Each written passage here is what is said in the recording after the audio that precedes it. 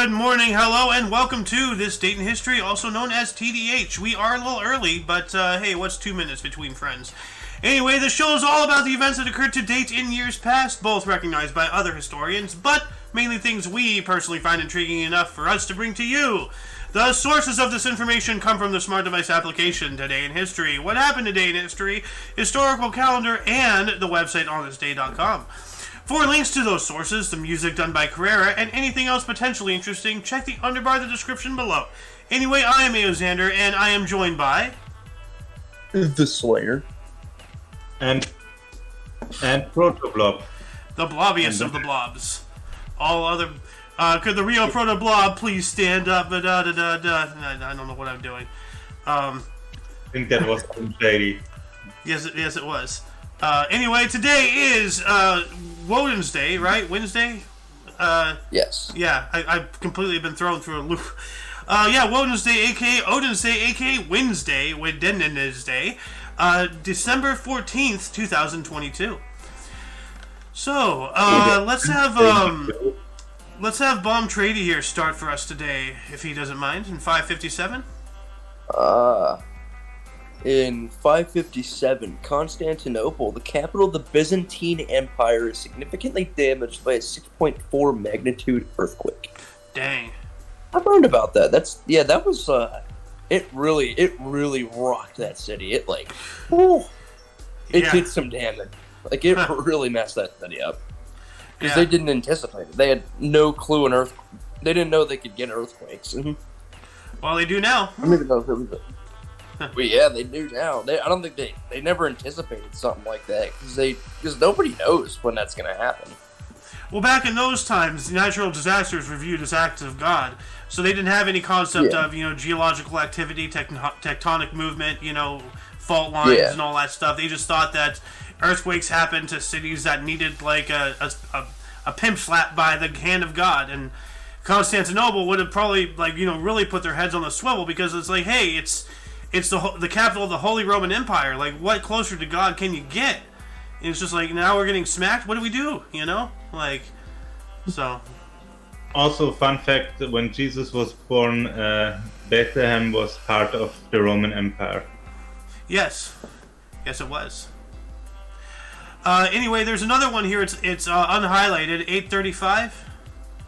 Alrighty, in 835, Chinese Emperor Wenzong conspires with Chancellor Li Zun and General Zhen Zhu to kill all eunuchs, but the plot has failed, also known as the Sweet Dew Incident. By the way, I'm not sure if you know what a eunuch is, but that is somebody who's been gelded. So. Yep. Yeah. Yeah. The thing is, from what I read, that they essentially controlled the Chinese government, and what happened there was essentially a coup d'etat. Ah. Oh, for anybody who doesn't know what gelding is, it's not pleasant.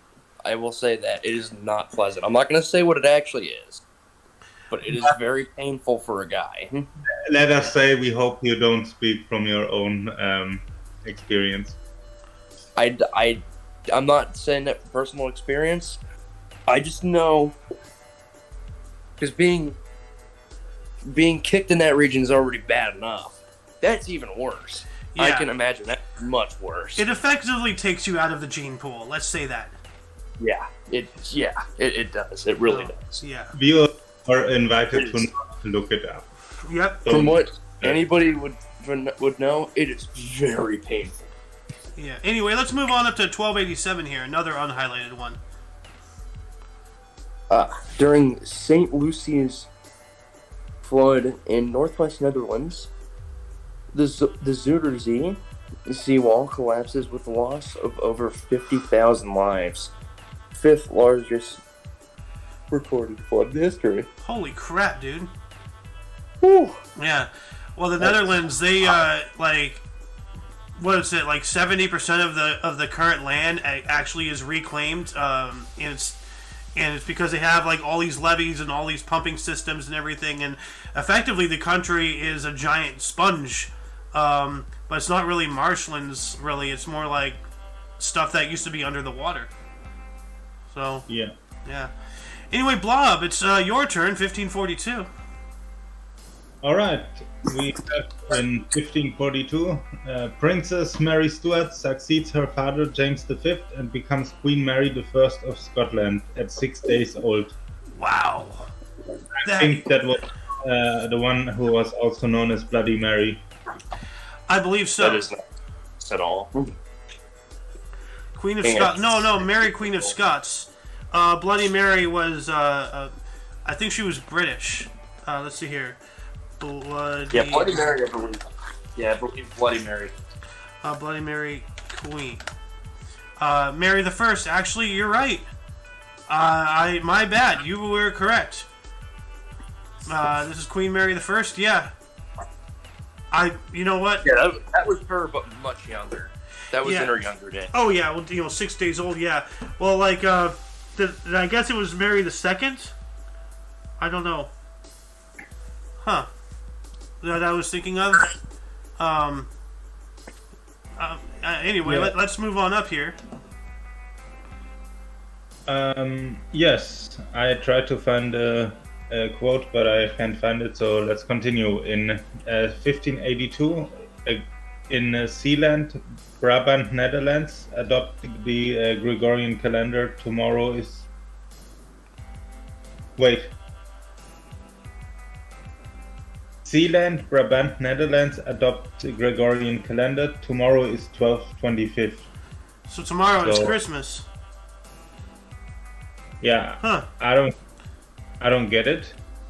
Well, when they switched to calendars. Yeah, but that must have been then the 14th of the December in the Caesarian calendar, not in the Gregorian calendar. Huh. Well, then what calendar are we using today? I thought it was a Gregorian. Yes. Yeah, we're using the Gregorian. It's just when they switched, they switched it on a really weird day. So what would have been the 25th on their calendar, or what would have been Christmas on their calendar, is the 14th. Was the 14th for us? Okay. So they mean to say old style tomorrow would have been the 25th. I believe so. Yes. Okay, that'd make a lot more sense. It's weird. The old calendars, like comparing it to the Gregorian, it's strange. It's weird to look at. Yeah. Weirdly worded. Yes, indeed. I see Sohan has joined in. Welcome, Sohan. So from what I see, it was the Pope actually who had Pope Gregory XIII who has the Julian calendar replaced with a Gregorian. Yep. Food. Anyway, let's move on up to this 1600 that you found. Yeah, I just wanted to quickly say that it was introduced in October, and then already 2 months later, those both countries have adopted it. Okay, you're still talking about the Gregorian calendar? Yes. Okay. All right. In 1600, Olivier Fanort sinks the Spanish galleon San Diego at Bay of Manila. 350 die. Oh no, not the San Diego. No, yeah. it's the San Diego, Yeah. not the San. San Diego, which is Spanish for whale's penis. Wait, no, it was whale's vagina. Ron Burgundy quote. I don't know. Look at Ron Burgundy. Yeah. The anchorman with a mustache. Yep.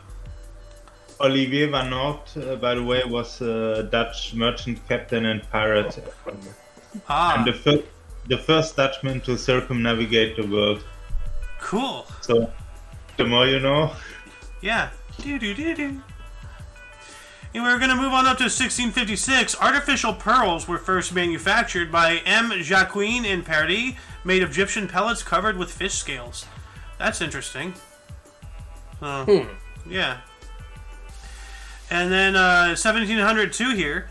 The 47 Ronin, the leaderless samurai, under the command of Oishi Kuranosuke, avenged the death of their master in Japan. Like that's a pretty big, historical event right there. I don't know why that's not highlighted. But anyway, we're going to come on up into 1774, something that very much should be highlighted, as we were talking about before the show.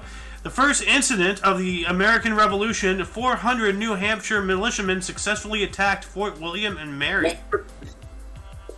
American Revolution? What is that? Never heard of it. I don't know. It's this little military conflict that, just shaped the entire world in a whole new way, but it's nothing big.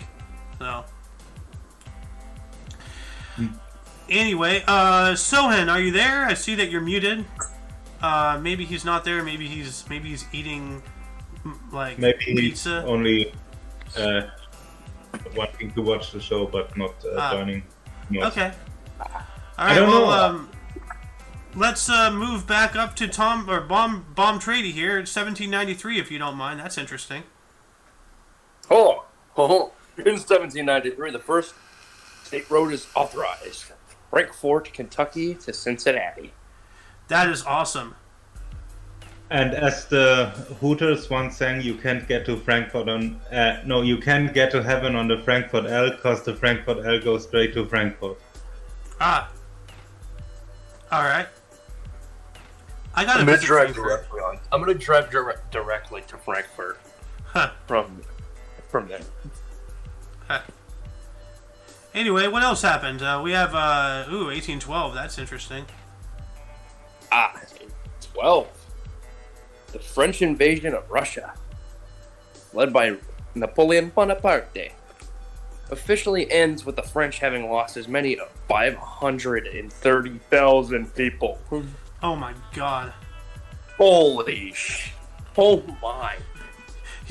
Yeah. That's a lot of people. That is a lot of people. That is a lot of people. And that is the closest. That's the closest anybody's ever been to conquering Russia. Like other than Genghis Khan himself, but I mean that he's not even on the scoreboard. He's a force of nature. He's like above the board, So. And then there's the damn Mongolians. They just run over everything. Yeah. The only thing they run over was Japan. That was it. And that was because of bad time. That was because of really piss poor timing. Yeah. I see another one here in 1819. In 1819 is Alabama. Alabama admitted to Union as the 22nd state. Ba-da-dum-dum-dum-dum-dum-dum. Yeah, they were just wanting to be good brothers and sisters. Oh God. They wanted to be good cousins.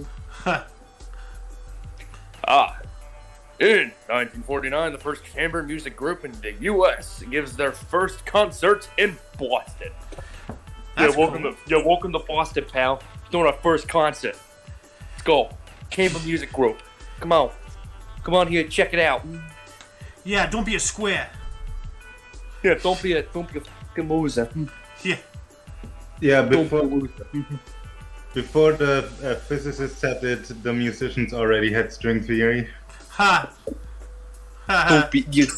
Don't be late, pal. Come on. God. Anyway, it's Blob's turn, 1864.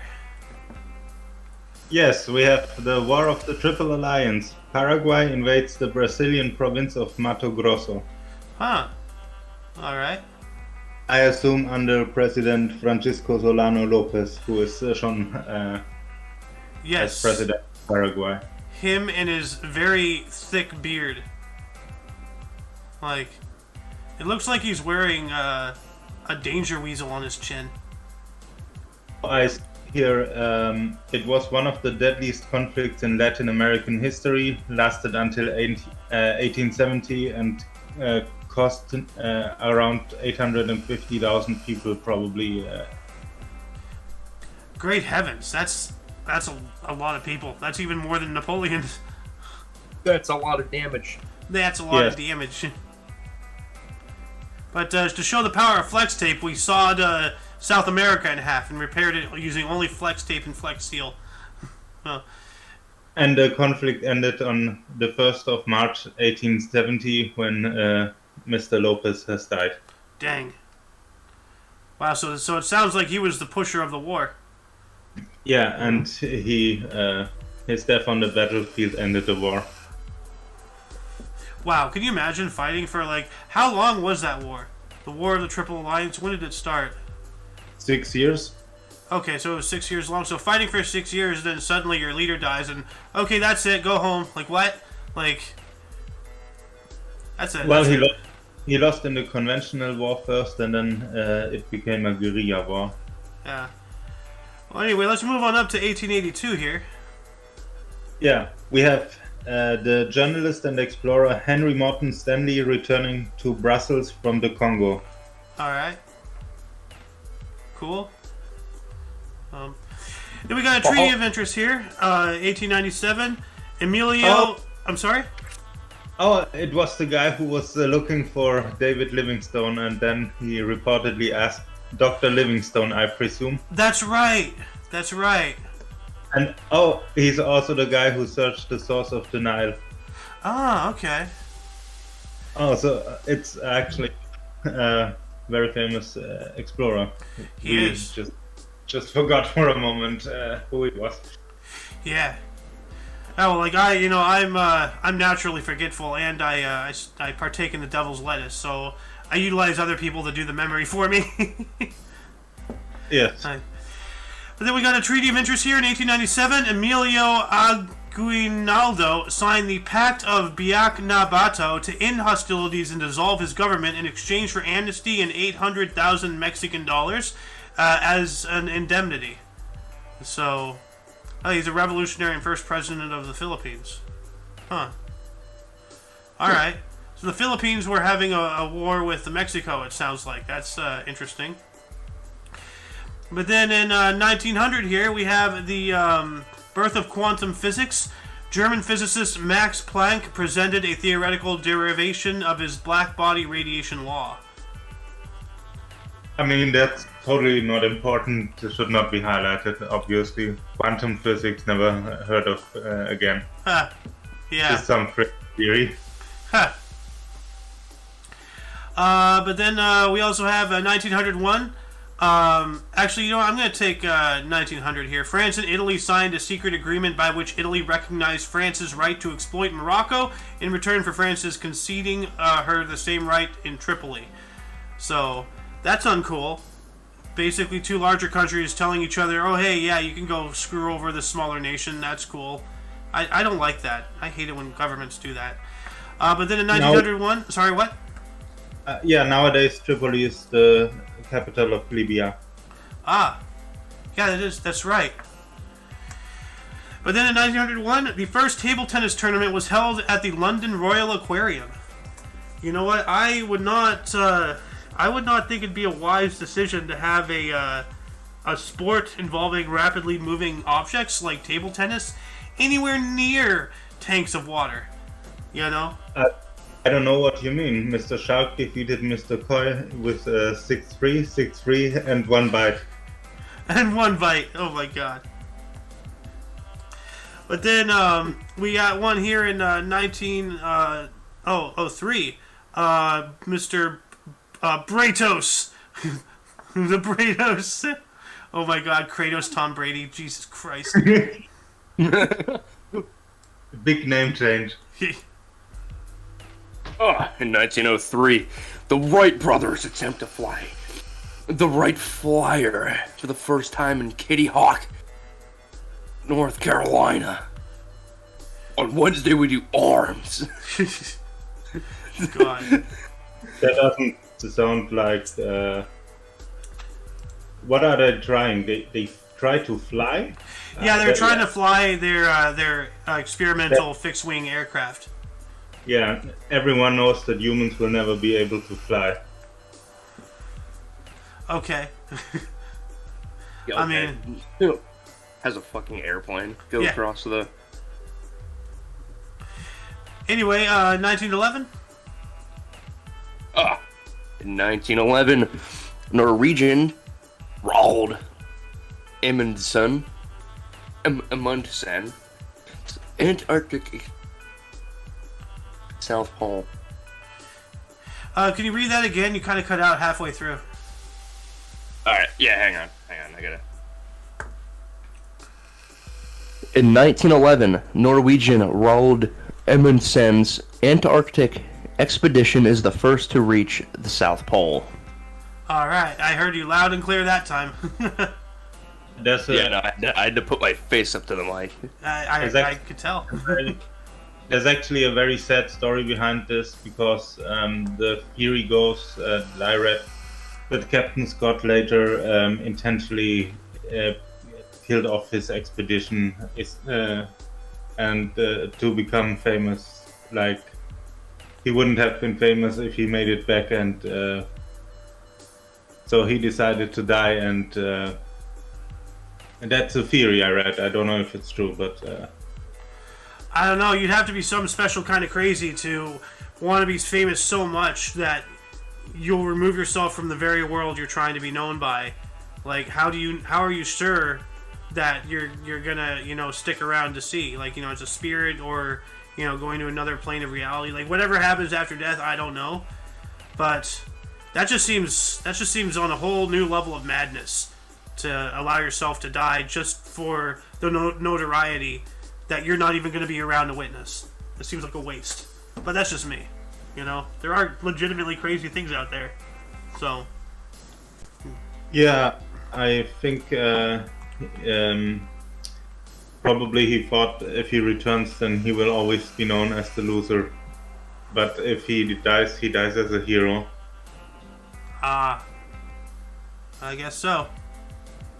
Well, but as I said, I read that in a book. I don't know if it's actually true or. Well, it's an interesting theory, and unless there's documented evidence of witnesses, testifying that he said that to them, then we'll never know for sure. Well, there were a few witnesses, but they also died with him, so. Well, that doesn't help the situation at all. Let's continue. Yes.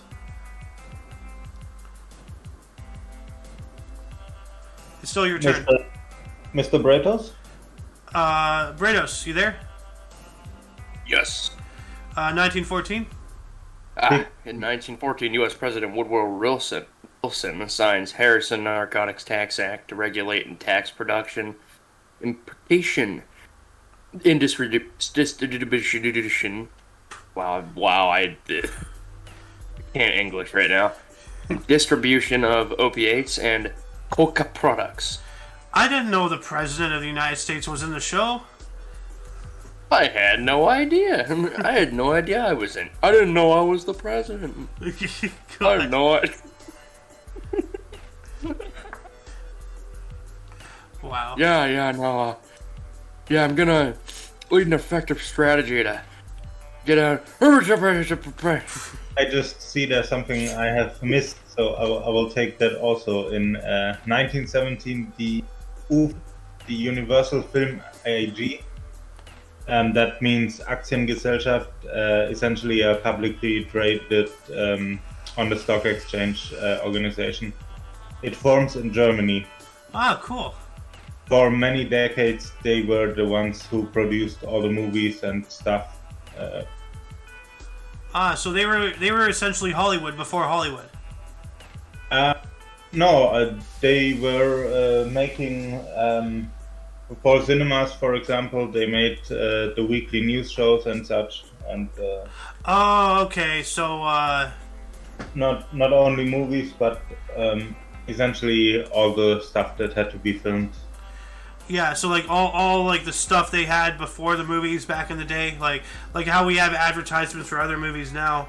Back in the day, they had like news and serials and such back in the 40s and whatnot. I remember that. Yes. So, anyway, Okay. Blob, it's your turn. 1918.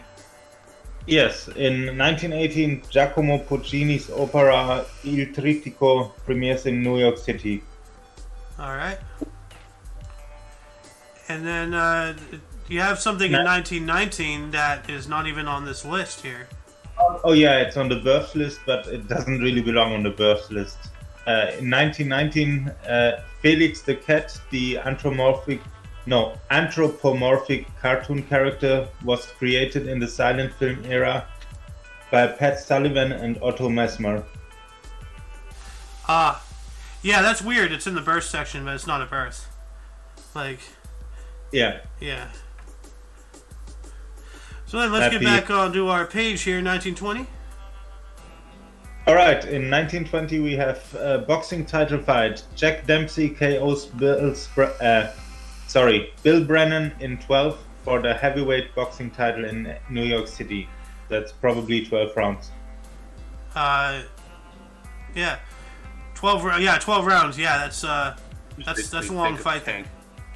So, but then you think of Tank and Misty. I'm sorry? I said it reminds me of Tank Dempsey and Misty Dempsey from Black Ops. Yeah. I never played that. Known as the Manasseh Mauler, Jack Dempsey held the World Heavyweight Championship from 1919 to 1926. And then in 1933 here, Josephine Baker performed in Amsterdam. She was a dancer, singer, a spy, and civil rights activist. So, okay. Cool. Yeah, she was pretty famous. And then 1934, the first streamlined steam locomotive was introduced in Albany, New York. Interesting. Let me see if I can find a picture of that, actually. 1934, first streamlined locomotive. Oh, wow. That's very futuristic. Holy. You guys see what I see? Yes. Yeah, I wonder if that's the same one. Although the same picture is popping up all over the place, so... Anyway. But then, let's see here, 1938, Major League Baseball agrees on use of a standard ball, disagrees in increasing rosters from 23 to 25 players, although Commissioner Kennesaw Mountain Landis eventually decided on 25. So... And that's not actually how baseball is played today, because each year the balls are slightly different due to manufacturing and stuff. So that's what I heard, at least. Yeah, but that's interesting. So it took them this long. Actually, I don't even know when Major League Baseball formed, but they started a standardized rule in 1938, so that's good for the ball at least. But then in 1939, the Soviet Union attacks Finland. League of Nations attacks Finland. League of Nations then dropped the Soviet Union. So, yeah. I mean, that's an appropriate response. Part of World War II. Yeah, actually. Yeah, that's right. The Winter War. That's right. So... Yeah, anyway, looks like Bratos is AFK. So I guess we'll go to you, Blobby, here in 1941. Alright, I'm gonna blob on with the British Prime Minister Winston Churchill, who travels to the United States on board the HMS Duke of York. And probably had a lot of cigars on that, because he was known as a heavy smoker. Yes. He was a cigar guy, and so was Castro, Fidel Castro. Yeah, there's also a story about how Winston Churchill and Alexander Fleming are interconnected, but it's a hoax, so we won't repeat that here. Alexander Fleming, why is that name familiar? The inventor of penicillin. Oh, okay. Yeah, the story essentially was that their parents saved each other or something like that, but it was later found to be a hoax. Like, it didn't happen. Okay. Alright. And in... I missed another one, I see. In 1944, the US Congress establishes the rank of General of the Army, 5-star general. Yeah, they gave that to Dwight D. Eisenhower, the Supreme Commander of all Allied forces in Europe. And later they gave it the other title, General of the Armies, which was given only twice, once to John J. Pershing and once to George Washington retroactively. Oh, dang. So in 1945, Elmer Rice's play Dream Girl premieres in New York City. Man, dude, look at that hat. Like, the guy looks like he's about to try to sell me a newspaper at a street corner. Extra, extra! The Titanic has sunk! Yeah, he looks pretty young, but also old at the same time. I mean... Yeah, how do you look simultaneously young and old? Like, oh my god. But he does it. So. Yes. You have one more, right? I think. Oh. I did one that was not credit, but if you want, I can do another one. Alright, if you want, you can take 53, and then I'll go. Okay, in the sports history, baseball, the Brooklyn Dodgers signed pitcher Sandy Koufax. Alright. Or Koufax, or I don't know how to pronounce it. Sandy Koufax, I believe. Sandy Koufax. Yeah. He was very famous later. One of the greatest pitchers in baseball history, from what I see here. That seems accurate to me from what I know, too. So, I don't know much more, if anything, than you. I'm not sure. As far as baseball, sports, although I've been slowly learning, like, the cycle, or as I call it, the line, to make my dad laugh. But I looked at the page, and he won many titles of MVP or whatever this other stuff is. But Cy Young Award by chance? Yes. All right. Anyway, I'm going to take us up into 1955 here, in which 16 countries joined the United Nations, including but not limited to Austria, Finland, Italy, and Spain. Dang, that's pretty cool. So that sounds like a lot of European countries. Yes. And in 1958, Pat Summerall kicked game-winning field goal for the New York Giants against the Cleveland Browns at Yankee Stadium. All right. Then we have something in... Sorry? And later he seems to have become a famous sportscaster. Yes. Yeah, a lot of these, really, good players and such, they continue their career in other aspects of that thing. Going to sportscasting, going to, being an ESPN host or something. Like Shaquille O'Neal is on that one show with those three other guys. Yes. Yeah. So, but then we have 1961. Jimmy Dean's "Big Bad John" was the first country song to get a gold record. Big Bad John. I don't know if that's how the song goes. I've never heard it, but yeah. Big John. Big John. Big Bad John. And then I believe it is now Blob's turn once again. 1967 here. Alright, we have the DNA was created in a test tube. Ooh. The power of God. Yes. Later we had that Human Genome Project. I think it's still ongoing to essentially find out what all the DNA does. Yep. In the same year, in 1967, the Prime Minister of Canada, Lester B. Pearson, announces that he is retiring from politics, succeeded by Pierre Trudeau. Oh no. It I begins. think so. He is related to the Mr. Trudeau. Bloodline? No, he's not. But No. But Pierre Trudeau is Justin Trudeau's father. As far as that's what I thought. But he's obviously of Fidel Castro's descent. But yeah. Anyway, you get to talk about a name that rhymes with Blobby. It's Bobby. It's just Blobby without the L. Yes, it's Bobby Orr, who in the NHL scores his first career hat-trick versus the Chicago Blackhawks. Nice.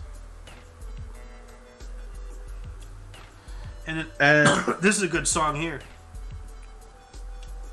okay, in 1969, so the year of Woodstock, we have a number one chart hit, "Leaving on a Jet Plane" single sung by Peter, Paul and Mary, written by John Denver. It's number one on the US Billboard's Hot Top 100.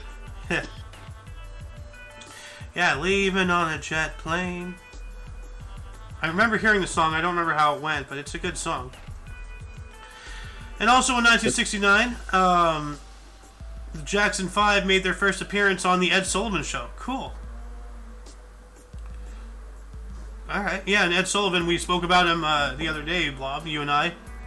He was, early, television and all that stuff. Introduced the Beatles, the Jackson 5. Other bands that you have named that I have forgotten. So. I think I only named the Beatles and the Jackson. Well, all right then. Anyway, let's see here. Oh, wow. Also in 1969, one of the most catastrophic flops in the history of show business, the musical La Strada opened and closed at Lunefontaine, New York City after one performance. Oh. That must have sucked. Like, really bad. Well, unfortunately, we don't know because nobody saw it. Yeah. Then in 1971, the Golden Gate Bridge lights were out all night due to a power failure. Well, what a surprise. Power failures in California. So, but yep. But then I'm going to take this other one here in 1971. The Pakistan Army executed an estimated 1,111 of East Pakistan's intellectuals during the Bangladesh Liberation War. Why? I understand war, but you're just murdering smart people. Why?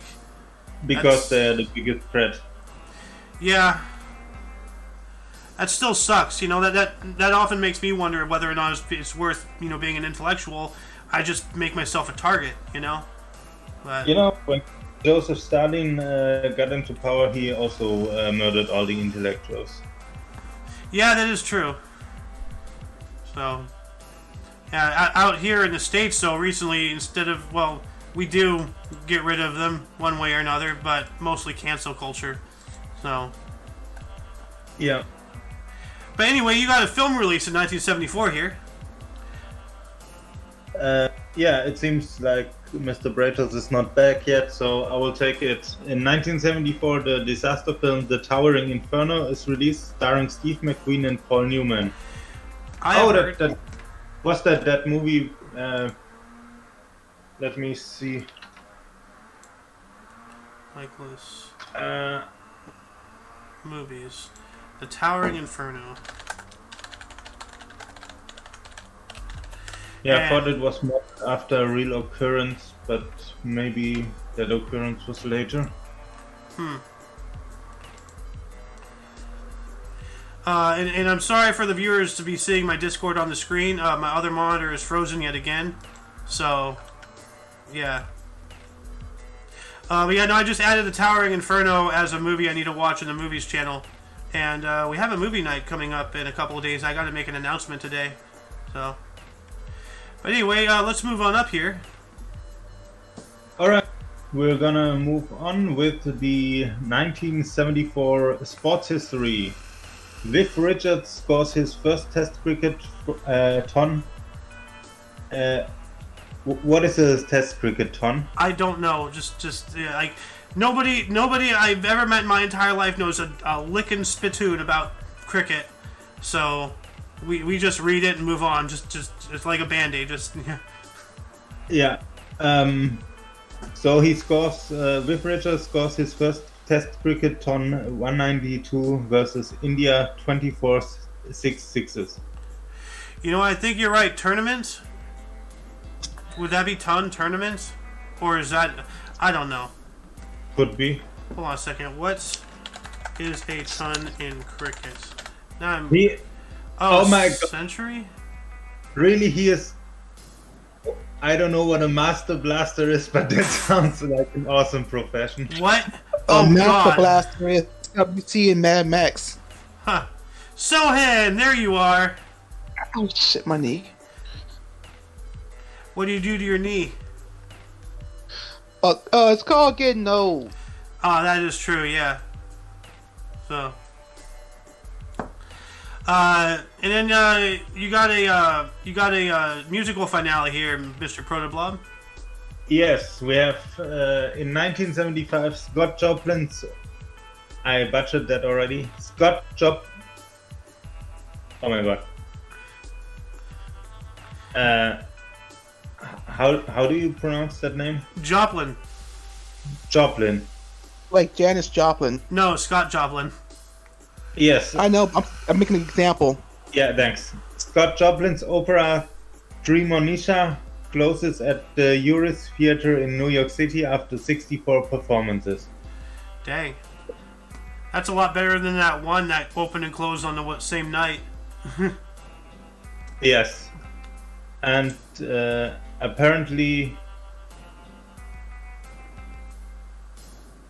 Oh, so he composed that many years before. He died. He lived from 1868 to 1917, actually, and the opera was published in 1911. But then he was only rediscovered in the 1960s and 1970s. Oh wow! So this is a really old work. Yeah. Huh. Well, all right. You know, it's unfortunate it took that long for it to be brought to light, but better late than never, right? You know. Yeah. We have I that. I can get the next one.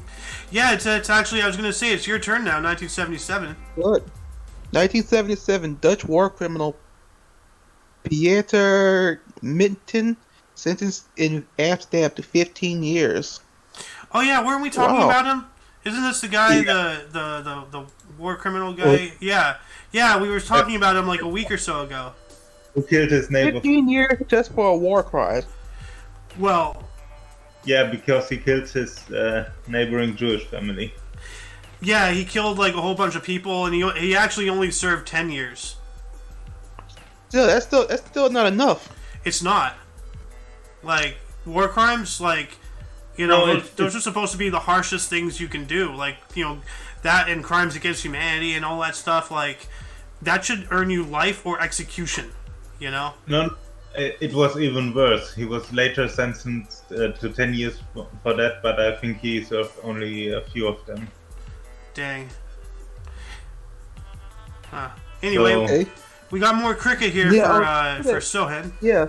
1977 Test cricket debut of Pakistan spin bowling great Abdul Qadir v England in first test at Lahore. All right. They surely test a lot. Yep. Yes, they do. Ooh.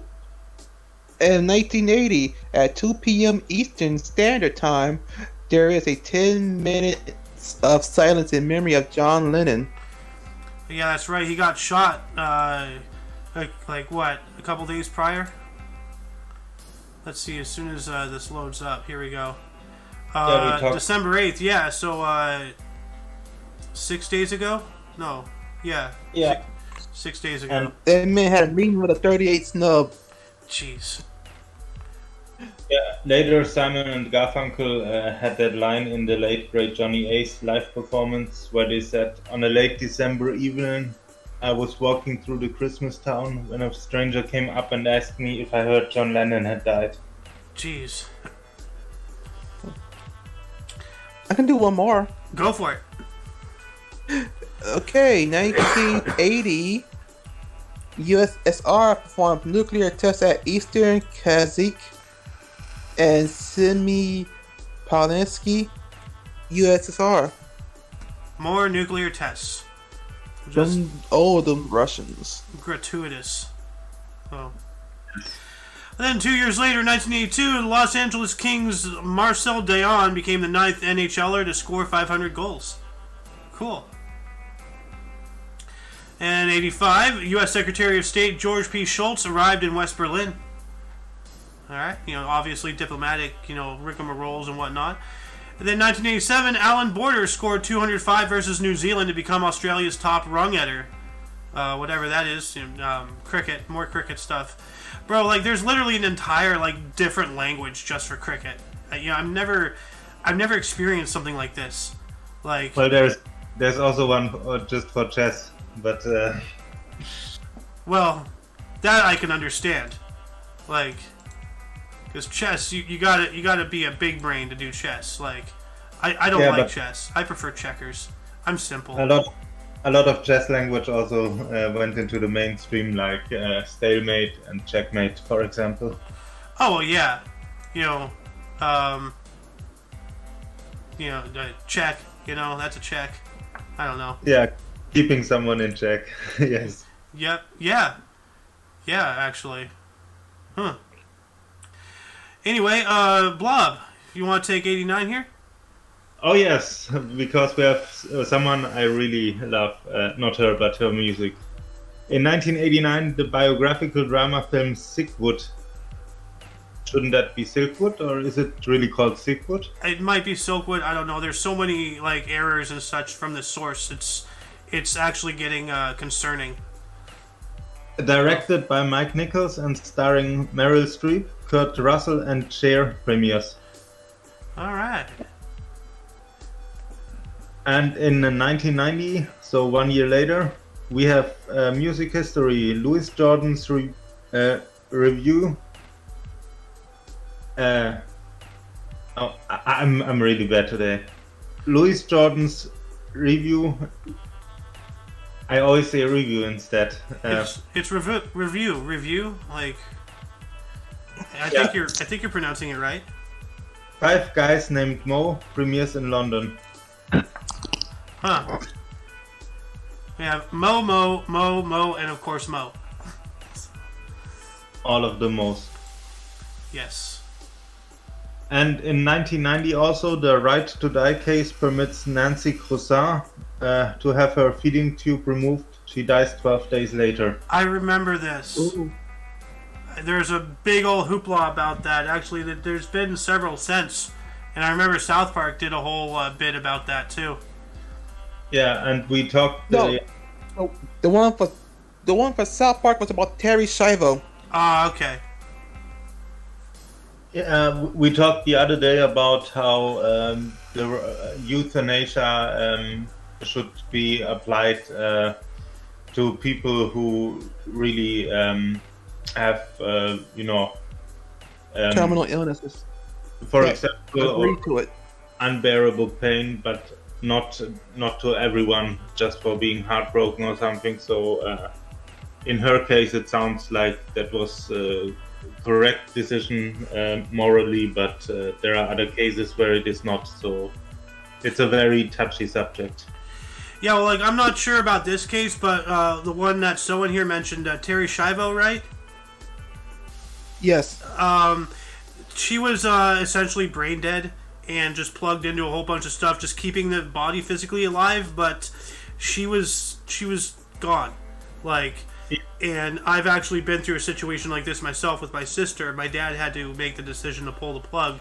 But once there's no brain activity, then, you're just keeping a body alive for yourself. There's nothing there, And in the case of Terry Schiavo, she was brain dead and all that stuff. And now, I don't know about this one case, but... Well, on 11th January 1983, there was a car accident where the then 25-year-old Nancy Crossan lost control and never regained consciousness afterwards. Yeah, see, right there. Like... So she died on the spot, but it was resuscitated by the medics, and then she was diagnosed after 3 weeks as being in a persistent vegetative state. Yeah. So she got a feeding tube, and essentially that would have been her life for the next few decades. If I mean, you cannot really call that a life, but that would have been her existence for the next few decades. It's not, but let's move on up here. Soen, I believe it's your turn. Some sports history. Yeah. Horse. 1992. Lennox Lewis given WBC title when Riddick Bowe refused to fight him. Huh. Well, okay. Of course, he refused to fight him, man. Wait, never mind. That happens later on. He knocks out Tyson. Oh, dang. Yeah. Yeah, Lennox Lewis. Yeah. Yeah, but Bo was the first one to defeat Evander Holyfield. So Well, that is a good balancing scale. So I would have liked to see how that turned out. But, oh well. Oh, and I seen this movie. This movie is good. In 1994, Philadelphia, one of the first mainstream films about AIDS, directed by Jonathan Demme, starring Tom Hanks and Denzel Washington, premieres in Century City, California. I'm going to add that into my movies here. So where's my movies? There we go. that's what I just was about to suggest. Yeah, he gets fired for having AIDS and he sues for discrimination. So when I was young, that movie was a lot talked about, but of course I didn't watch it. I watched it. It's pretty good. I think it was about some gay lawyer who got AIDS, or what? Yes. Yes. Tom Hanks was the gay lawyer that got AIDS. Dang. Yeah. Really should watch that. Yeah, I added it to my movies channel. Yeah. Okay. Oh, 1995, the Dayton Agreement is signed in Paris by leaders of various governments, ending the conflict in the former Yugoslavia, including Slobodan Milosevic, Ajay Ibrahimovic, and Franjo Truman, and Bill Clinton. All right. Slobodan Milosevic. I've heard that name before. That guy. Okay. He used to be the president of Okay. Russia. Oh, yeah, Milosevic, that's right. how he's pronounced. Yeah, he was later prosecuted as a war criminal. He was he died from heart failure or something like that because so he died before the trial was ended, and I have opinions about that, but we will not talk about that on the show. Wait, is this the guy? Is this the guy who took the shots? Wait, no, it's not. That's more recent. No, that was in 2013. Another Serbian. Yeah. Milosevic was the president of Serbia and probably Yugoslavia before, and essentially they blamed him for all the war crimes. But for example, the massacre in Srebrenica that was carried out by Ratko Mladic on his own accord, in my opinion. But we should go on, I think, because that's a big part that would take too long to discuss. Yeah. Well, maybe we can talk about it in the Kick Peanut this upcoming Sunday. Yeah, but what I want to say is that this was one of the worst conflicts after the end of the Second World War in Europe. Yeesh. I remember hearing something about it. I gotta educate more, in European war history and more recent times, because we don't hear much about that. We hear about the big ones, World War I, World War II, Korea, Vietnam, Iraq again. Yeah, there was a split of Yugoslavia into Serbia and Croatia and Bosnia-Herzegovina, and essentially they all fought each other. And talking about splits, we should get to yours also soon. Jeez. Well, anyway, I'm going to take these last three before they split here. So, 1997 here. I'm sorry, what? So go ahead, man. Okay. 1997, Phoenix Coyote winger Mark Gardner became the fifth NHLer to score 700 goals. Cool. And at the same time, in 1997, revival of Arthur Miller's dramatic play A View from the Bridge, starring Anthony LaPaglia, Allison Janney, and Brittany Murphy, opened at the Criterion Theater in New York City, running for 239 performances and winning 2 Tony Awards and 4 Drama Desk Awards. Nice. And Anthony LaPaglia was later known as Frank Parker in 7 Days. Ooh. I heard a gasp from Sohen. Okay. Hello? I thought you were gonna say something. No, man. Okay. Well, then in 1999, flash floods in Venezuela after torrential rainfall resulted in the deaths of thousands of people and caused a total collapse in the state's infrastructure. Not good. Whoosh. Venezuela just keeps getting the shit end of the stick, man. Yeah. Anyway, I'm gonna do the split. So bloop. Oats. Big. Welcome to part 2. We're gonna reverse the motion here. So we're gonna start off with Solon, if that's cool. I'd like to give him a little bit more airtime. Go ahead, man. 2003, we have U.S. President George W. Bush announces the capture of Saddam Hussein. Oh yeah, that's right. Yes. I was watching something. Apparently, they found him in a foxhole. A spider hole, yeah. Like he was. A spider hole. He was 6 feet underground, horizontal on his back, with like Armed with a Glock 13. Yeah. I mean, Glock 18, not 13. 13 don't exist. I don't know. Question. Was it Saddam Hussein or was it still one of his many doubles? I Probably believe. one of his doubles. No, didn't they do DNA testing on him to ensure he was Saddam Hussein? I think, yeah, they did. A year ago today? No way. I mean, today in history? Today in history, yeah. When they got Saddam Hussein, because he was tried by the country and found guilty of all the stuff that he obviously was guilty of, and then they hanged him. Yeah. I see it. It was cool, man. That was crazy. It's like a little cell phone video. Yep. Also, 2008, President George W. Bush makes his 4th and final trip to Iraq as president and is almost struck by 2 shoes thrown at him by Iraqi journalist Munatar al-Zaidi during a farewell conference in Baghdad. Yes, I remember this shit. I remember this too. Like Bush dodges shoes. I have to play this video. This is hilarious. Like the man's a ninja. Like here we go. Let's see here. Whoop! There's one. There's another one. Wow. Yeah. So that's crazy. 5 years apart on the day, they discover Saddam Hussein, and then 5 years later, on the exact same calendar dates, Bush demonstrates his Ninjago skills by dodging not 1 but 2 chocolates. That is, that's amazing. Like I'm not a supporter of George W. Bush, but I gotta give him kudos for being such a That's the dream of every Spanish kid, being able to dodge a chocolate. Yes.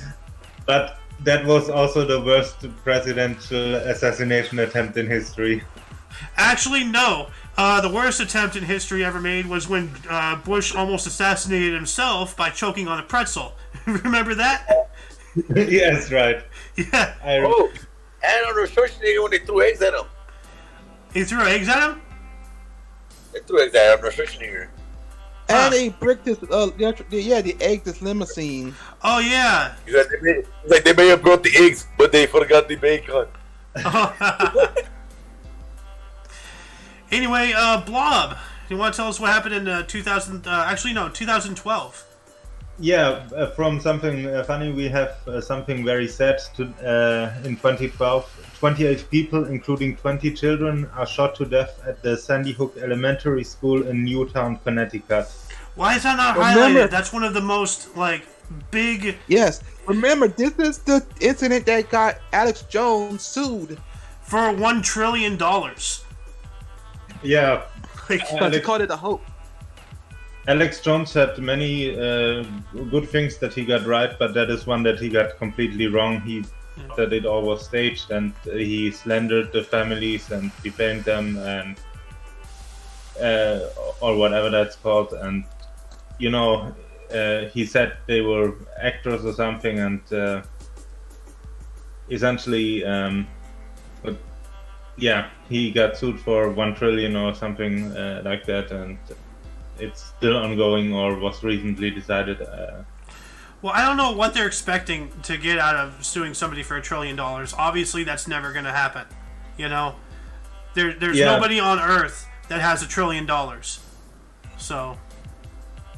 Yeah, so Alex Jones, that was one of the times when he was completely stupid, unfortunately, and it cost him a lot. But he was right about the frogs, you know, so... That, in 2013, wait a moment. Yeah, good luck. That's a difficult name. The structural biologist Venkatraman Ramakrishnan is named as one of the 25 greatest global living Indians by NDTV channel India. Good job. Yes. Yes.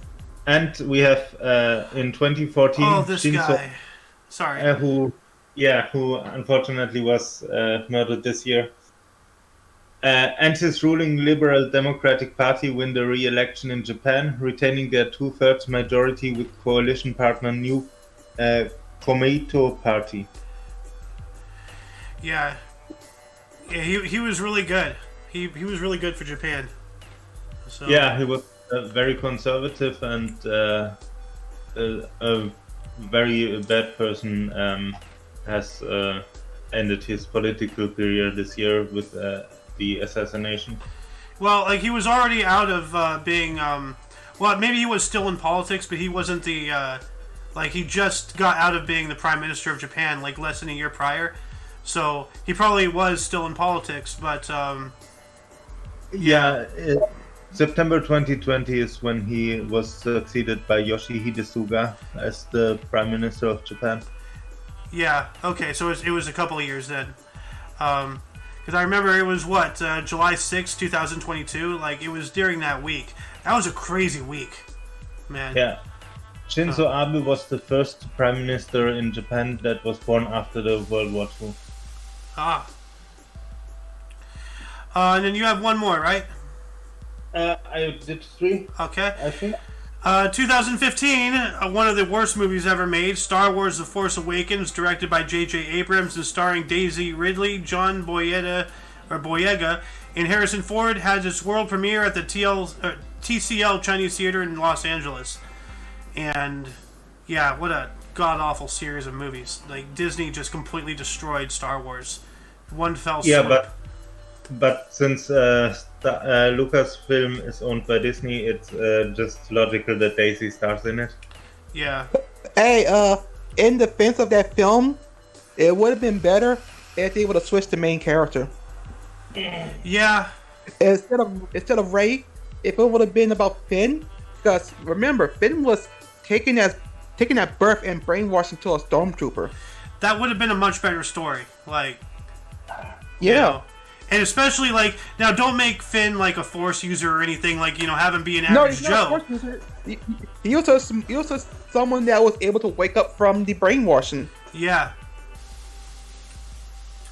And then in 2016, Rock for the Rainforest benefit concert held at Carnegie Hall in New York City. Performers included Sting, Bruce Springsteen, James Taylor, Ronnie Spector, Idina Menzel, Darlene Love, and Jennifer Nettles.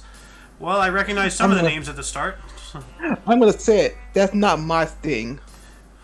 But as a wrestler fan, that's not my Sting. Ah. Yeah, but he was an Englishman in New York that day. Yep. And then in 2017, the Vatican announced it had rediscovered the lost paintings, or the lost last paintings of Raphael in the Vatican Museum, painted back in 1520. Yeah, like, God knows what is in those archives, man. Dude, that is impressive for a turtle. Ah. Yeah. And then it's Soen's turn. Do you want to take this, Disney one? Sure. Wait. Okay, 2017, the Walt Disney Company buys most of 20th Century Fox for $52.4 billion. Dang.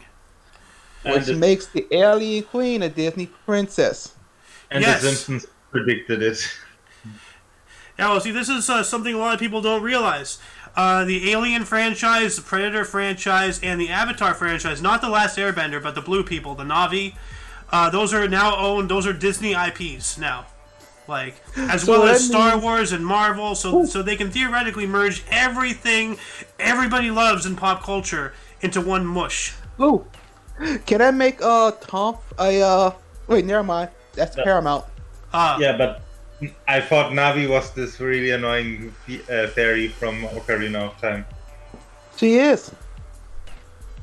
But I got something worse than Navi. Paimon from Genshin Impact. Huh. We have another one here for your Heisman Trophy in 2019, Mr. Sohen. Sure. In 2019 Heisman Trophy, no, the 85th Heisman Trophy award, Joe Burrow, Louisiana State University quarterback, highest percentage of first place votes ever with 90.7. Ooh, good. %. Dang. Oh, And we're, shit. sorry? I won't do this one by 2019. Well, before we do, we actually missed one of Blob's contributions here. The one right before it in 2018. So if you don't mind, you can take the 2018 and the 2019. Sure. All right. In 2018, reported by Reuters, the U.S. pharmaceutical company Johnson & Johnson knew for decades that talc was contaminated with asbestos. Wow. That's not surprising with what they've been doing recently with a certain insertion device. So, yeah, Johnson & Johnson, not good. Mm-hmm. And what didn't they? And wasn't it discovered that there was poison in their baby formula too, or something like? Yeah, anything Johnson & Johnson just kills people. Yeah. At this point, it would be noteworthy if there is something that isn't poisonous. Johnson & Johnson is behind the Tylenol thing when it had like the cyanide in the aspirin. So, wouldn't be too surprised. Anyway, go on ahead to 2019, Mr. Sohen. Yes. Also in 2019, Bel Air Mansion featured in TV series The Beverly Hillbillies sell for $150 million, becoming California's most expensive property. Dang. I think there's a lot more now, but that seems fairly recent. $150 million. That's a lot. Well, yeah, that's the Beverly Hills house. Yep. Anyway, let's go on into Mr. Blob here. Well, I see there's the second 2020 is interesting. Obviously, the election of interest here, and then you have another one, the solar eclipse. So yes. There you go. In 2020, a total solar eclipse was visible across southern Chile and Argentina. Ah. So essentially, if you saw that, you didn't see it. Yeah. Because it was eclipsed. Yes. Also in 2020, the United States Electoral College votes 306 to 232 to officially affirm Joe Biden's presidential election victory. Yeah, sure. Uh-huh. Or as Joe Biden said, he now is vice president under Obama again. Yeah. Yeah. Good Lord. Anyway, before we move on into births and deaths, were there any articles that grabbed your guys' attention more than most? Yeah, a lot of them. It's the usual answer. So, well then I guess, what about you, Blob? Anything that, you found more interesting than most, or is it like the same answer? A lot of things is really interesting. I found interesting that many important events were not highlighted, like this first incident at the American Revolution, the first flight of an aircraft, the attempt, or the birth of quantum physics, Oh, well, there's one here that we missed.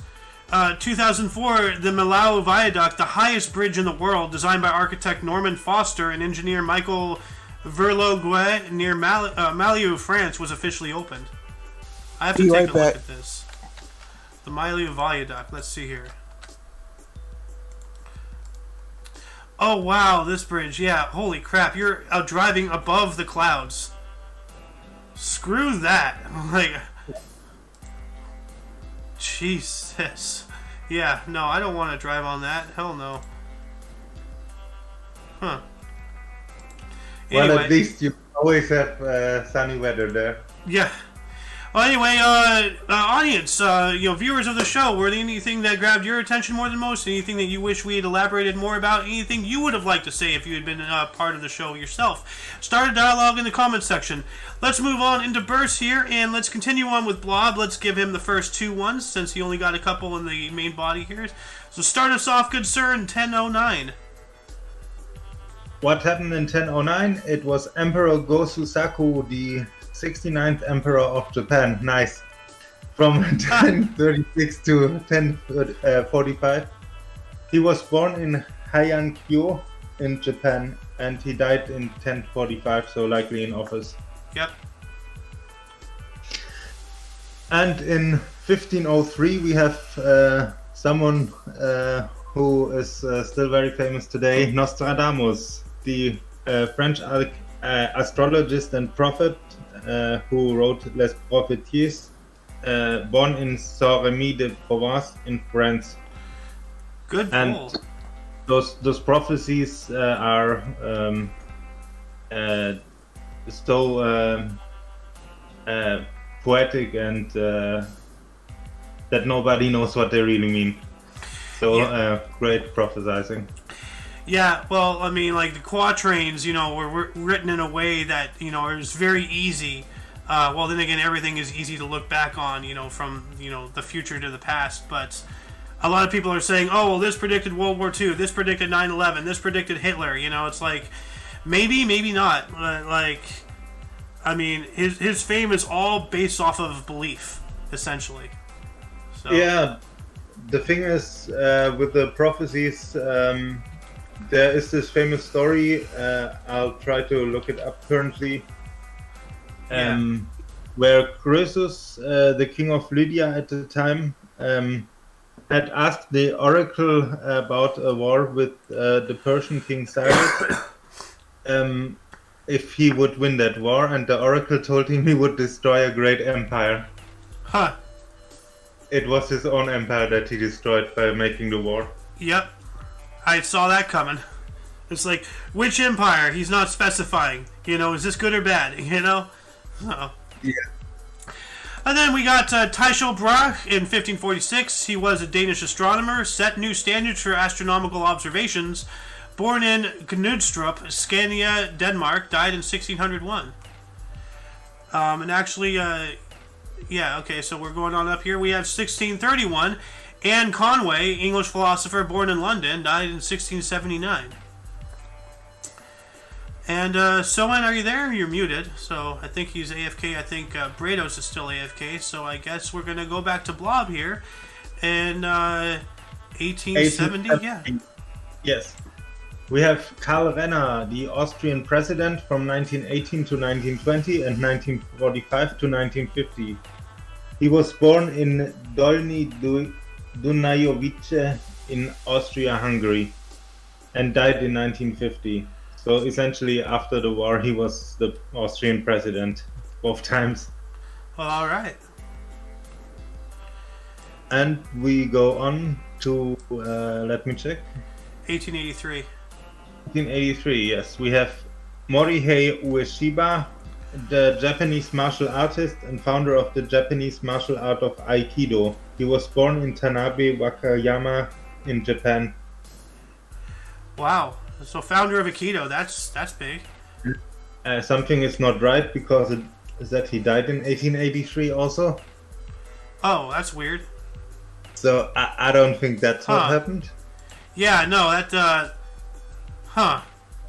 Yeah, Let me that's... Yeah, let me look this up too. More maybe you should, but Yeah, he died in 1969. Okay. Alright. Yeah. All right, we're going to move on up here to 1895. We have George VI, was a king of the United Kingdom from 1936 through 52. Born in Norfolk, England, died in 1952, probably in office. Let me open up his page here. Coronary thrombosis and lung cancer. And he was succeeded by his little-known woman known as Queen Elizabeth II. Oh, wow. Then we got none other than Jimmy Doolittle, born on this date in 1896, a U.S. Air Force general who conducted the raid on Tokyo in 1942 in response to the Pearl Harbor. He was born in Alameda, California. Californian. Finally, a Californian with some cojones, you know? So... Yes. Yeah. And then we're going to go back to you. Yes, I see I missed one. In 1897, Kurt Schuschnigg, the Austrian politician, dictator of the Austrian federal state. He was born in Riva del Garda in Tyrol in Austria-Hungary. And died in 1977, and I think he was one of the prominent prisoners at the Tyrol train, which we will link in the under bar later. All right. Have you been posting links, by the way? I haven't been looking. The Towering Inferno. Yet. I think I posted a few, but not yet about this one. Oh, okay. Oh, the Sweet Dew incident. Okay. Copy link. I gotta save that.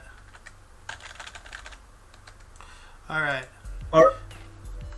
I will continue. In 1901, we have Henri Cochet, a French tennis player who won the French Open 1926, 28, 30, 20, 32, and Wimbledon 1927 and 29, and the US Open 1928. He was born in Villeurbanne, France. Wow. He had a lot of records under his belt. Essentially, from 1926 to 1932, he won nearly everything. Yeah. That's impressive. Then we got Shirley Jackson in 1916, a U.S. writer, rode through the wall, born in San Francisco, California. All right, that's an interesting painting. Well, and then we also have come on, there we go.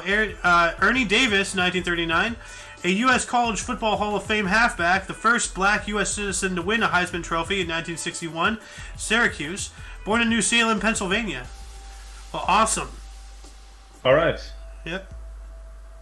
And you got one here in 1943 somewhere. If I find it. Yes, it is Britt Allcroft, the British film and television producer and writer who created the children's TV series Thomas the Tank Engine and Friends. Born in Worthing, West Sussex, England. Oh, wow. Why is that not highlighted? Thomas the Dank Engine. Come on, man. Yeah. We do, of course, not condone watching that. Totally not. You got another one here in 46, right? Yes, we have the American tennis player Stan Smith. It's his 76th birthday today. The winner of the US Open 1971 and Wimbledon 1972. He was born in Pasadena, California. I know where that's at. Huh. Yeah, it's in Pasadena. Yeah, really. Then we got another birth in 1946 as well. Patty Duke, a U.S. Academy and Emmy Award-winning actress, the miracle worker in the Patty Duke Show. Also a mental health advocate. She was born in New York City, dying unfortunately in 2016, though. And then we got 1947, Dilma Rousseff, a Brazilian politician and president of Brazil from 2011 to 2016, born in Belo Horizonte, Brazil. Okay. Yes. And in 1951, we have someone whom I actually have had email conversation with. Ooh. It is the Dutch chess grandmaster Jan Timman. He was born in Amsterdam, so it's his 71st birthday. Happy birthday. Happy birthday. Any friend of Blob's is a friend of mine. Oh, he's not a friend. We just had a friendly conversation per email. Well, still, any acquaintance of Blob's is an acquaintance of mine. But you understand. In 1960, we have the American lawyer and former FBI director James Comey, who is very famous because he was involved in politics recently. He was born in Yonkers, New York, and it's his 62nd birthday. Yonkers, eh? All right. And then we have 1972, Miranda Hart, a.k.a. Miranda Hart Dyke, is an English comedian and actress, Miranda, born in London, England. And let's see here, 1972. Okay, that's what you got there.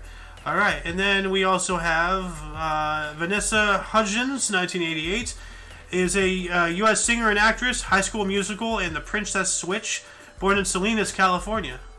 All right. She looks like a Californian. Oh, yeah. And so How do they look? I'm sorry? How do Californians look like? Stuck up. You know, Californians have a very punchable face. You know, they have like this aura of superiority because they think because they're Californians they're better. But, you know. Oh, here in Germany we call that Karen. Yes. I believe Karen's came out of California as well as Kyle's, you know? So, anyway, I'm going to take this last one here, and then I'll have you start us off here in the deaths. In 1992, we have Tori Kelly, turned 30 today. She is a U.S. singer-songwriter, Dear No One and Nobody Love, born in Wildomar, California. And see, she has a Californian face, like, you know, right there. She kind of has, you can tell, like, you know, she has an attitude of, like, you know, like, I don't know, being a little stuck up. She just kind of looks like it. I'm not saying she is. I'm just saying she has an RBF, a resting bitch face. So, I mean, her songs are called Dear No One and Nobody Love. Yeah. So, that should say some things. But anyway, we're going to move on to the deaths now. And Mr. Blob is going to start this article off as well in 872. Go for it, sir. All right, we have Adrian II, the Italian Pope from 867 to 872. The last married Pope, he died at 80, around 80. Yeah. So he was a married Pope. I didn't know popes could be married. Yeah, after that they decided that popes should not be married, so it's some Catholic thing because they, I think it's related to the belief that Jesus came from a virgin. Mm-hmm. But see, that makes me question things. You know, the Pope can't get married because he is married to God, but Jesus is God according to their, you know, beliefs, and so that means God is a guy. That doesn't sound very Christian, you know. But no. But God created man in his own image, and he also created the woman. So essentially, God is man and woman at once. Yes. So wait, does that make God a hermaphrodite? But they say God the Father. But well, it's complicated. I don't know, but any theologians are welcome to debate in the comments. But keep it civil. Yes, please. Don't get like the bar for discussion is don't do anything worse than me. So I know that's a really low bar, but still there has to be some kind of standard. So, but you got another really big name here. Yes. We have the Wallachian prince Vlad III, the Impaler, Count Dracula. He was killed in battle at 45. Yep. In the year 1476. Yep. And the world will not miss him. Oh. And a few centuries later, he was the inspiration for Bram Stoker's novel Dracula, of course. Yes. Then we have James V, died on this date in 1542, was a king of Scotland from 1513 through 42, so obviously might have died in office here. It says, dies likely of cholera or dysentery at the age of 30. Wow. That's young. Yes, and if you remember, we had an interesting historical event in 1542, I think. I think so. Yeah, so that was the day that Mary Stuart became Queen Mary I of Scotland. Oh wow, huh? His daughter. Yeah. Okay. Well, thank you for remembering. I wouldn't have. So good connective dots right there. But then we have George Washington, the father of the United States of America. Thank you for your service, good sir. Died on this date in 1799. As I said, American founding father, commander-in-chief of the Continental Army during the War for Independence, and the first president of the United States of America from 1789 through 97. Died at the age of 67. He was born in 1732. So, and as Blob said earlier, he was also retroactively promoted to be a 5-star general of the armies. So, I'm not sure if that's actually 5-star or 6-star. 5 stars. But he is the highest ranking United States military official. Maybe they might have given him 6 stars. I don't know. But, yeah. Yeah, sometimes it's speculated to be a 6-star general. He's the only one who can get it. And as it is higher to the 5-star grade of General of the Army. But no 6-star insignia was ever officially created. Dang. And General Pershing never wore more than 4 stars. Mm-hmm. Anyway, who else died on this date? In 1861, we have the 4th Earl of Aberdeen, George Hamilton Gordon. He was Prime Minister of the United Kingdom for Peelite from 1852 to 1855, and also Secretary of State for Foreign Affairs. He died at 76. Dang. Born in 1784. Yep. And we have in 1947 Stanley Baldwin, the British Prime Minister for the Conservative Party from 1923 to 1924, 1924 to 1929, and 1935 to 1937. He died at 80, and he was born in 1867. Yeah. So it sounds like in 24 for a short while he was not in power, but then again. Yeah, that's weird. Like, I'm just wondering, like, and I remember, like, they were talking about within 60 some odd days recently, the UK have gone through 3 prime ministers. They had Boris Johnson, then they had that one, what's her face, who lasted less than a cabbage, and then a third one who's currently in power now. So that just makes you wonder, like how many times do British, have these hiccups? Because, like, right here, he was in power 24, then he got replaced, and he replaced his replacement in the same year. So. Yep. But it seems to be correct. Also, he was regarded as a popular and successful prime minister in his time, but later vilified for high unemployment during the Great Depression and for the appeasement of some Austrian guy who ruled Germany. It's really easy to blame, political figures and stuff, but, like, when something like the Great Depression is going around, that's a worldwide situation. No one leader can take blame. It's everybody, Yeah, like look at today, the unemployment rates. Oh God. Yeah, who is to blame? Well, all is to blame. Like, it's not just the politicians, but now people are lazy and everything because you get more money being on disability or on unemployment or on some form of welfare than you would actually having a job. So that is the fault of the politicians for even enabling that. But people have got to take responsibility for themselves and not act on these enabling impulses. So yeah. Anyway, we have Walter Lippmann, died on this date in 1974. He was a U.S. journalist and political writer. Public opinion, died at the age of 85 and was born in 1889. And we have Roger Maris, 1985. A U.S. baseball right fielder, 7-time Major League Baseball All-Star, 61 home runs in 1961.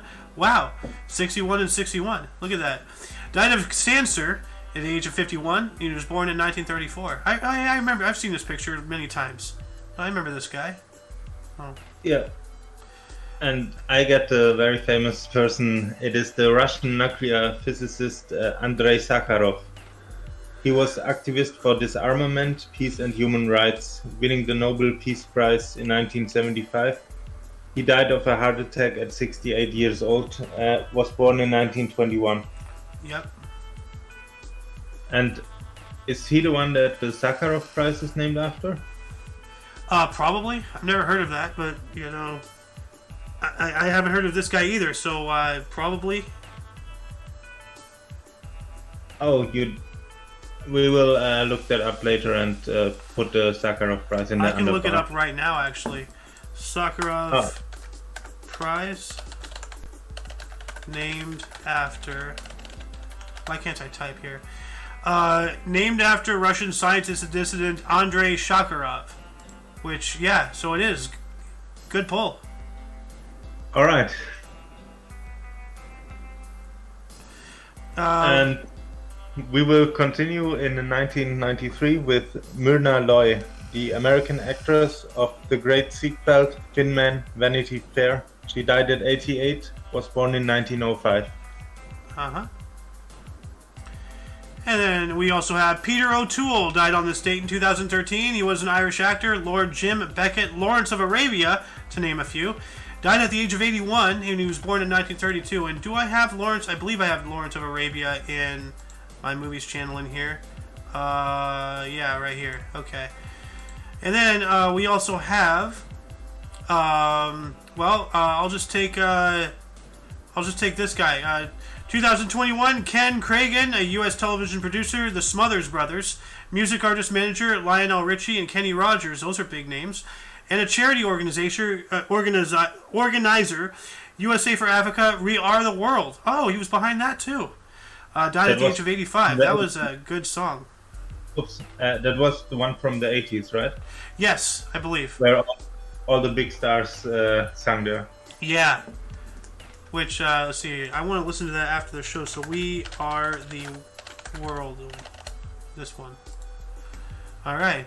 Anyway, that shall conclude the show. Once again, you can check the underbar of the description for any links you may find interesting, including but not limited to all things OMNI Coalition, which in itself includes Soen's Twitch, Doom's YouTube, Muffin's YouTube. Anybody else who's given us links to their stuff, go check that out. Go check out, the links that we've found throughout the show. Anyway, for your dose of Passive Events Daily, we stream every day at 10 in the morning Pacific Time, which is also 11 in the morning Mountain, 12 Central, 1 p.m. Pacific Time, as well as what time in Germany? 7 p.m. Yes. Anyway, for all of you and all of us, I am A.O. Xander. I'm Protoblob. And earlier we had Bratos and a decent bowl of oats, aka Sohen, in the show.